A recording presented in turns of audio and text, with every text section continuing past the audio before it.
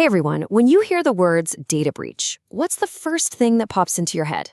It's probably those frantic headlines, right? The company apologies, that sinking feeling about your own personal info. But what if all that, the breaking news, the very visible crisis, isn't the real story at all? This right here, this is the key idea we're going to unpack. A data breach isn't some random bolt from the blue. Nope, it's more like the dramatic final scene of a story that's been quietly unfolding behind the scenes for months, maybe even years.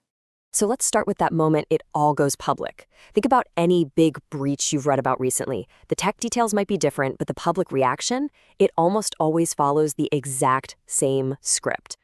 And look, that reaction is totally understandable. People are worried, the media wants answers, and everyone immediately jumps to the same conclusion. A law was broken, the company failed, and they should pay for it. But that emotional response, as justified as it might feel, often points us in completely the wrong direction. And that's because our gut reaction that a breach automatically equals a legal failure is actually based on a huge misunderstanding of data protection law, especially something like the GDPR. You see, the GDPR doesn't actually say that data breaches are illegal. I mean, that would be impossible, right? Instead, what it says in Article 32 is that companies have to put in appropriate security measures based on the risk. It's a risk-based approach, not a promise of some perfect, impenetrable fortress. So just because a breach happened, it doesn't automatically mean the company is guilty. So if a breach isn't necessarily a crime in and of itself, then what is it? Well, this is where we get to the real heart of the issue. And to understand it, we need a metaphor. And it's a perfect one: the iceberg. This just nails it, doesn't it? The data breach is just the tip of the iceberg. It's the part that's sticking out of the water, the part everyone sees and panics about. But the real danger, the massive hidden part that actually caused the shipwreck, is everything happening below the surface.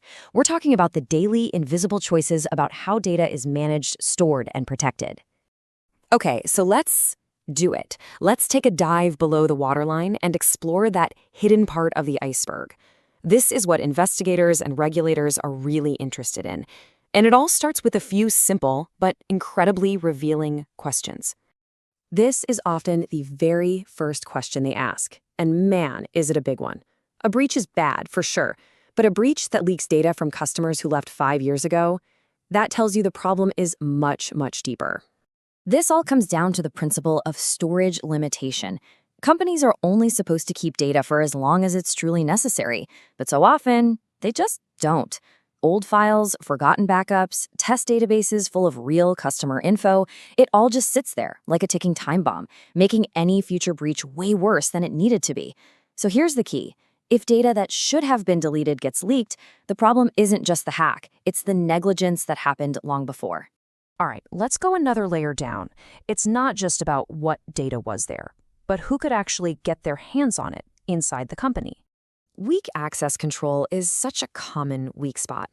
Are people given access based on what they truly need to do their job?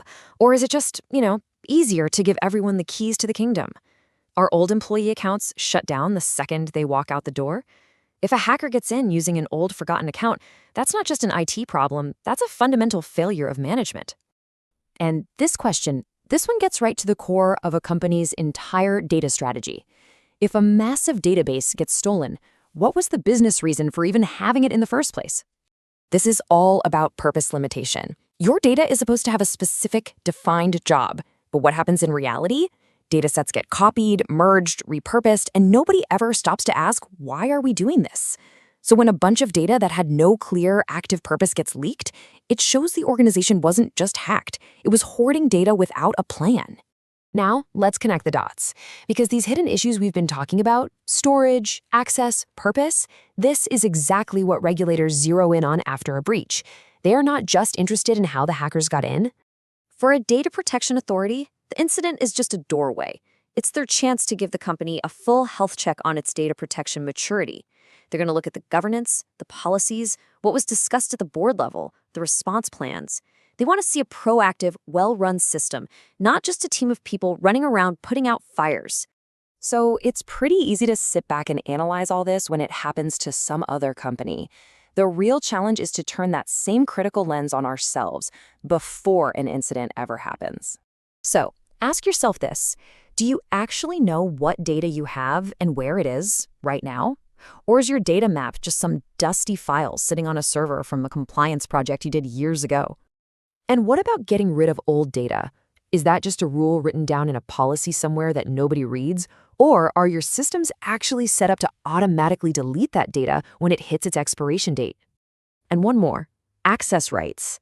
Is it a proactive, regular process where you check who has access to what? Or does it only happen reactively when an employee finally leaves the company? The answers to these questions define the size of your iceberg. Look, at the end of the day, an incident is probably going to happen. That's just the reality of the world we're in. So the real question isn't if it will happen, but what it will reveal about you when it does. Because a data breach is a mirror. It's held right up to your organization. Is it going to reflect a robust, mature, and resilient structure, or is it going to reveal all the hidden weaknesses that were there all along? That's the real story. Thanks for watching.